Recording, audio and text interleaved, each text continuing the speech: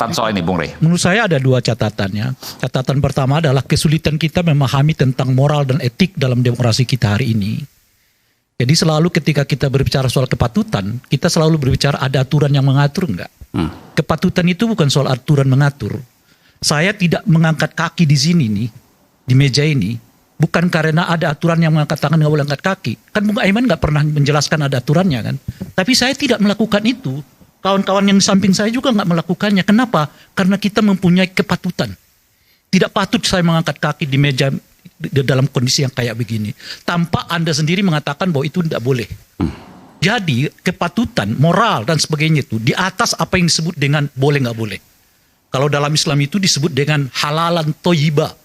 Jadi bukan soal halal haram saja, tapi soal toyib, bagus apa nggak bagus. Nah di kita kehilangan tuh yang namakan bagus nggak bagus, patut nggak patut, etik atau tidak etik, moral atau tidak moral, selalu acuannya kepada boleh. Jadi pendapat Anda bahwa presiden atau mantan presiden harusnya nggak usah ikut-ikutan? Ya, pilkada. Tinggal Anda mau di level mana. Kalau Anda mau berbicara di level aturan itu ya memang dibolehkan, tidak ada masalah. Tapi kalau Anda mau berbicara tentang moral itu tadi, gimana ya menurut saya ya? Orang yang digadang-gadang akan menjadi calon sekjen PBB gitu, lalu tiba-tiba urusannya soal kota Solo, urusannya soal kota Jawa Tengah, urusannya soal kota Jakarta gitu. Saya kira mestinya ya yang mengingatkan ini kepada Pak Jokowi adalah orang-orang yang berada di... Nah, saya harus fair juga. Ini kan bukan hanya Pak Jokowi, tadi disebutkan juga oleh... Nanti akan saya mau ke situ. Oke, silakan. Jadi saya kan berbicara soal moral itu dulu.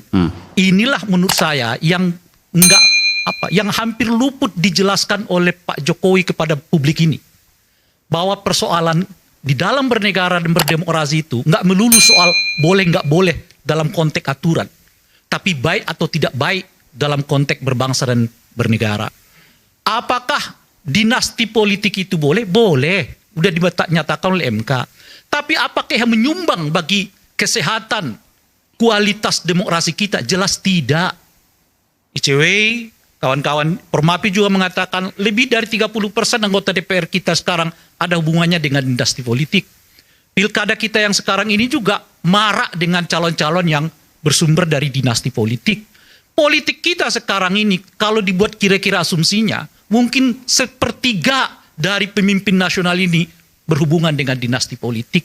Lalu apa maknanya demokrasi ini bagi kita? Kalau untung-untung dari demokrasi itu hanya membuat anak you yang berkuasa, istri lu yang berkuasa, suami lu yang berkuasa, kakek lu yang berkuasa, cucu lu yang berkuasa, sebagian besar rakyat ini hanya menjadi penikmat, cukup diberi tawaran, oke gas, mereka dapat gasnya, rakyat cuma dapat oke-nya. Mau Anda bicara tentang Indonesia emas 2045? Gimana bicara emas 2045? Setengah dari kekuasaan itu bertumpuk kepada 1, 2, 3 keluarga. Lebih dari 80% harta kekayaan negara ini bertumpuk kepada cuma 10 orang kaya di Republik. Anda bicara tentang Indonesia emas 2045, nonsen. Kalau Anda nggak menolak dinasti politik, Anda nggak menolak oligarki, nggak usah Anda bicara tentang Indonesia emas 2045. Yang ada Indonesia cemas.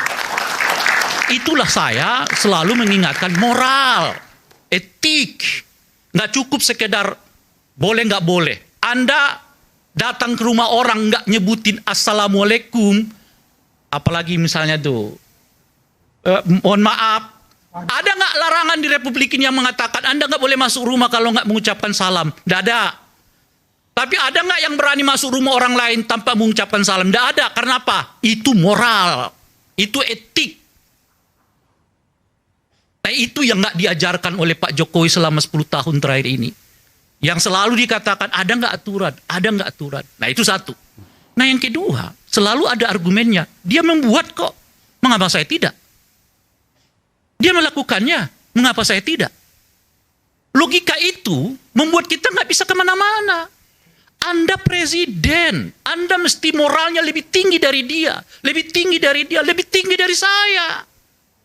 Sehingga saya punya acuan bahwa moralitas yang terbaik itu ada di kepemimpinan nasional kita. Lalu kalau semua orang mengatakan, Ibu Mega melakukannya, SBY melakukannya, Pak Jokowi juga boleh dong melakukannya. Lalu kita maju itu kapan? Mestinya mengatakan, saya akan membuktikan dan memberi contoh kepada Republik ini bahwa sebagai mantan presiden saya nggak akan cawe-cawe dalam konteks apapun. Apalagi saya nggak punya apa-apa untuk cawe-cawe. Saya yang nggak punya partai, nggak ketua partai, nggak anggota partai, nggak pengurus partai. Lebih mungkin saya bisa mengatakan saya berdiri di atas semuanya. Karena apa? Karena satu, saya nggak punya apa-apa terhadap itu. Dan yang kedua adalah saya memberi contoh supaya tidak ada lagi argumen-argumen. Dia melakukannya kok, dia melakukannya kok, dia melakukannya kok. Jadi ibarat kata, karena semua orang bergosip, maka boleh bergosip. Kira-kira begitu. Lalu, kapan kita selesai dari pergosipan? Nggak akan selesai. Karena nggak ada yang mengatakan kita keluar dong, jangan bergosip. Dan yang paling unik, yang tidak mau keluar dari situasi itu, justru adalah elit-elit dari rakyat ini. Rakyat ini dibiarkan untuk saling mencontoh apa yang tidak elok bagi Republik. Karena dia boleh, ya saya juga boleh. Mestinya sebagai mantan presiden, saya memperlihatkan kepada Anda semua, inilah etik, inilah moral, inilah standar dari seorang mantan presiden. Saya tidak menjadi ketua umum partai politik, saya tidak urusin lagi soal ini itu, saya pure hanya menjadi ikon dari Republik ini. Seperti pernah dilakukan oleh Habibie. Apa yang dilakukan waktu itu? Dia kan jadi apa-apa kan? Apakah dia kampanye? Tidak. Apakah ia cawe-cawe dengan perkara? Tidak. Dia diam saja. Waktu pemilu 99 maksudnya? Setelah beliau jadi lengser. Oke. Pada saat pemilu 99 bilang juga tidak melakukan apa-apa. Setelahnya juga tidak melakukan apa-apa. Mengapa itu bukan jadi contoh? Mengapa itu bukan jadi referensi? Dan sebetulnya banyak tokoh-tokoh di Republik ini yang moralnya seperti itu. Wah, kita jadi mencontoh-contoh hal yang membuat bangsa kita nyungsep kok. Tapi bicaranya Indonesia Empas 2045. Standar kita nggak ada di situ kok. Nah, ini yang saya mau katakan, Bung Aiman. Jadi kalau Anda mengatakan tadi bagaimana dengan, ya mestinya kan Pak Jokowi mengatakan saya beda dengan mereka. Apalagi saya nggak punya partai. Saya ingin dikenang sebagai presiden yang menurut lembaga survei tingkat kepuasannya 80% sebelum lengser sebagai presiden. Sekarang dengan cawe-cawe di Jakarta, cawe-cawe di Solo, itu artinya kan dia mau mengatakan sebagian rakyat Solo yang milih dan mengatakan puas kepada saya itu dikecewakan oleh dia. Karena boleh jadi sebagian dari masyarakat Jawa Tengah itu sedang tidak memilih orang yang sedang di-endorse-nya. Artinya apa? Menurunkannya. Dan tidak ada satupun di kelompok ini atau di lingkaran Pak Jokowi untuk yang mengingatkan itu, Pak Jokowi, jangan begitu. Anda harus jadi ikon moral bangsa ini. Anda harus menjadi teladan dari bangsa ini. Supaya generasi-generasi kita itu punya contoh.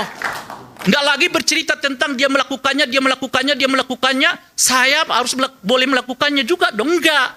Tapi harus mengatakan ini contoh ada kok, ini ada contoh ada kok, ini ada contoh kok. Apakah Pak Jokowi tidak mau jadikan sebagai contoh moral dari bangsa ini?